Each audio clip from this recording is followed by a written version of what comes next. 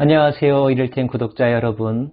오늘도 말씀과 함께 만나게 되었음을 기쁘게 생각하면서 제 마음을 다해 또 사랑의 마음을 담아서 여러분을 축복합니다. 이번 가을도 행복하시고 평안하시고 성령 충만하십시오. 오늘은 열왕기상 13장입니다. 안타깝게도 통일왕국 이스라엘이 둘로 나뉘어졌죠. 르호보암 때의 일이었습니다. 12장 25절부터는 독립해서 분리해간 북이스라엘 여로보암의 이야기가 기록되어 있는데요. 몇 가지 안타까운 결정들을 했음을 우리가 보게 되었죠. 자, 이러한 일들이 하나님 보시기에 어땠을까요? 분명 나라가 둘로 나뉘어지게 된 것, 여로보암이 북이스라엘의 왕이 된 것에 대해서는 선지자 아히야를 통하여 예언한 것이었기 때문에 그 자체가 잘못이라고 말하기에는 좀 이릅니다. 게다가 남유다 르호보암의 잘못으로 인한 징계의 성격으로 그런 일들이 발생한 것이므로 좋게 보면 여로보암에게도 좋은 기회가 왔다고 볼 수 있는 사건이죠. 또 하나님께서도 분명히 말씀하지 않으셨습니까? 여로보암이 다윗과 같은 마음을 가지고 하나님의 법도와 율례를 잘 지켜 행하면 그 나라가 번성할 것이라고 분명히 약속하셨다는 것 여러분 기억하시죠? 때문에 나라가 둘로 나뉘어지는 순간에 있었던 사람이지만 그가 다윗과 같은 마음을 가지고 하나님 중심의 삶과 통치를 보였더라면 아마 그 나라와 여로보암의 인생에 대하여 하나님은 복을 주셨을 것입니다. 하지만 그는 그렇게 하지 않았습니다. 그리고 그렇게 하지 못했던 것은 백성들의 마음을 빼앗길까봐 하는 두려움 때문이었습니다. 두려움과 초조함은 우리로 하여금 하나님의 뜻을 온전히 분별하지 못하게 한다는 사실, 옳다고 여겨지는 길을 걸어가지 못하게 한다는 사실 꼭 기억하시기를 바랍니다. 결국 하나님께서 이 일에 개입하시고 여로보암에게 강력한 사인을 보내십니다. 그 도구가 되었던 사람은 유다로부터 온 한 하나님의 사람이었습니다. 이름이 밝혀지지 않고 단지 하나님의 사람이라고 일컬어지는 이 사람의 행적을 13장은 기록하고 있는데요. 저는 그에 관한 이야기를 1부와 2부로 나누어서 설명하고 싶습니다. 먼저 앞부분의 이야기를 살펴볼까요? 여로보암에게 하나님의 사람이 찾아왔습니다.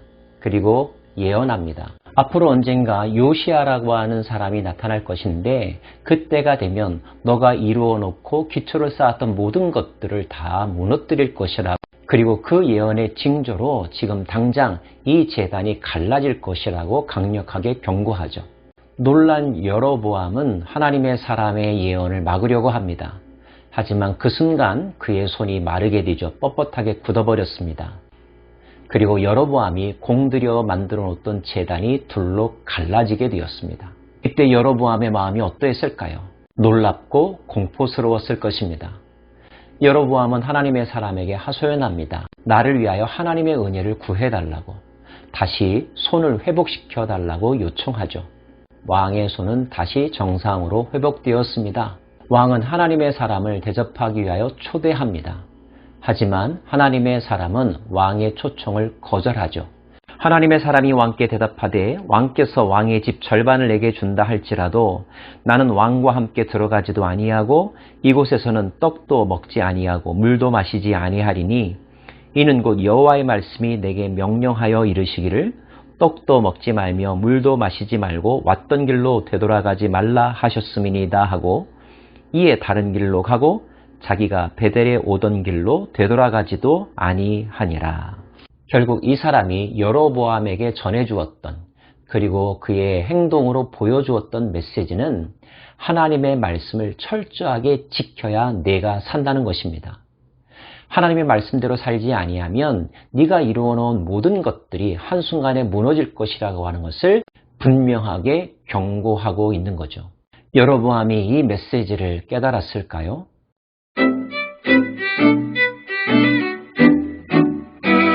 11절부터의 말씀은 하나님의 사람에 관한 이야기 두 번째라고 말할 수 있겠습니다. 자, 그가 돌아가는 중이었습니다. 마침 베델 땅에도 선지자라고 일컬어지는 한 사람이 있었습니다. 그가 직접 유다로부터 온 하나님의 사람을 찾아갑니다. 그리고 자신의 집에 하루 머물다 가라고 초청하죠. 하나님께서 금하셨기 때문에 왕의 부탁과 초청도 거절했던 사람이니만큼 이 사람의 제안도 받아들일 이유가 없었겠죠. 하지만 베델의 늙은 선지자는 포기하지 않습니다. 그가 그 사람에게 이르되 나도 그대와 같은 선지자라. 천사가 여호와의 말씀으로 내게 이르기를 그를 내 집으로 데리고 돌아가서 그에게 떡을 먹이고 물을 마시게 하라 하였느니라 하니 이는 그 사람을 속임이라. 그런데 중요한 것은 이 이야기를 듣고 유대 땅에서 온 하나님의 사람이 늙은 선지자의 초청을 받아들이고 그의 집에 가서 머물렀다는 것입니다. 이에 그 사람이 그와 함께 돌아가서 그의 집에서 떡을 먹으며 물을 마시니라.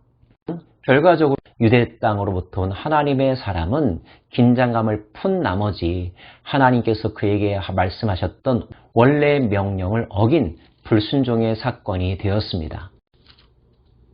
그들이 상 앞에 앉아 있을 때 여호와의 말씀이 그 사람을 데려온 선지자에게 임하니 그가 유다에서부터 온 하나님의 사람을 향하여 외쳐 이르되 여호와의 말씀에 내가 여호와의 말씀을 어기며 내 하나님이 여호와께서 내게 내리신 명령을 지키지 아니하고 돌아와서 여호와가 너더러 떡도 먹지 말고 물도 마시지 말라 하신 곳에서 떡을 먹고 물을 마셨으니 내 시체가 내 조상들의 묘실에 들어가지 못하리라 하셨느니라 하니라.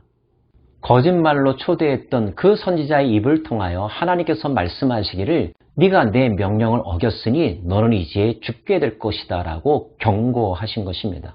그리고 결국 유다로부터 온 그 하나님의 사람은 사자에 의하여 죽임을 당합니다. 나중에 이 사실을 알게 된 늙은 선지자는 유다로부터 온 그 하나님의 사람의 시신을 장사 지내고 슬피 애도합니다.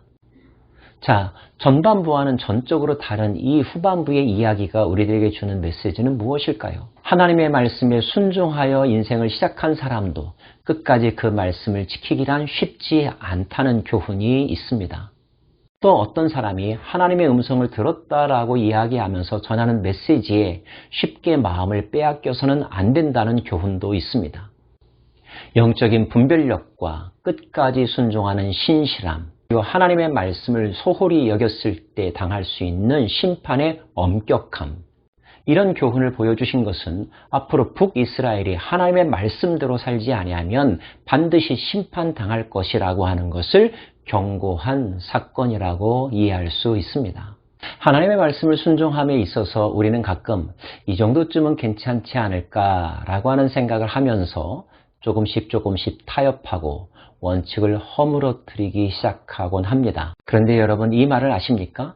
99%의 순종도 불순종이라는 말입니다.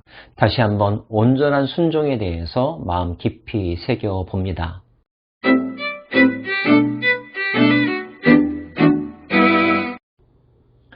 여로보암은 이 사건의 내막을 다 알았을까요?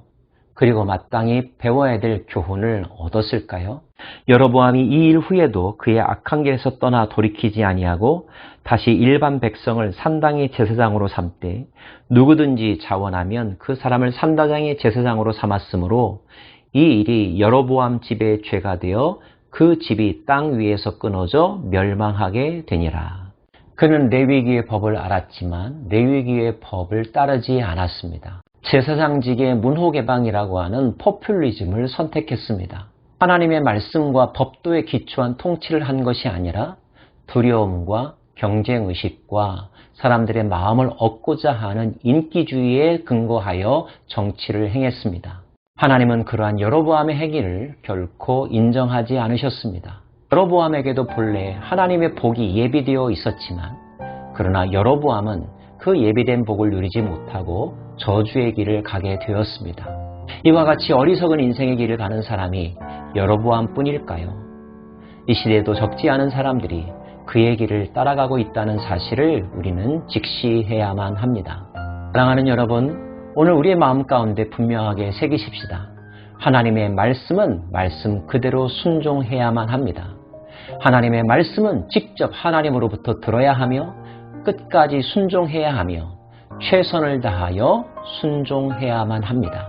그럴 때 하나님은 우리의 길을 계속하여 지켜주실 것이며 우리는 온전케 되는 하나님의 영광과 기쁨을 위하여 잘했다 칭찬받는 사람의 자리에 서게 될 것입니다. 그런 인생의 주인공들이 되는 저와 여러분 모두가 되기를 간절히 소망합니다. 기도하겠습니다. 오 주님, 우리가 가는 길이 여로보암의 길이 아니라 다윗의 길이 되기를 원합니다. 예수님 이름으로 기도합니다. 아멘.